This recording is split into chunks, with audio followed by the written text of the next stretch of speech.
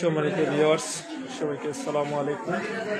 প্রিয় ভিউয়ার্স, আমরা এখন বর্তমানে অবস্থান করছি উসমানীনগর ইউনিয়নের গলাবাজার উসমানীনগর উপজেলার গলাবাজার ইউনিয়নের 5 নং করণশী গ্রামে। বর্তমানে করণশী মাদ্রাসার সামনেই আছি এবং মাদ্রাসার ভিতরে অবস্থান করছি।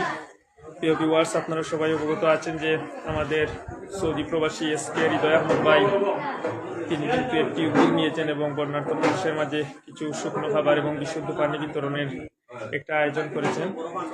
সেজন্য হৃদয় ভাইকে অসংখ্য অসংখ্য ধন্যবাদ এবং আপনারা আমাদের সাথে থাকবেন।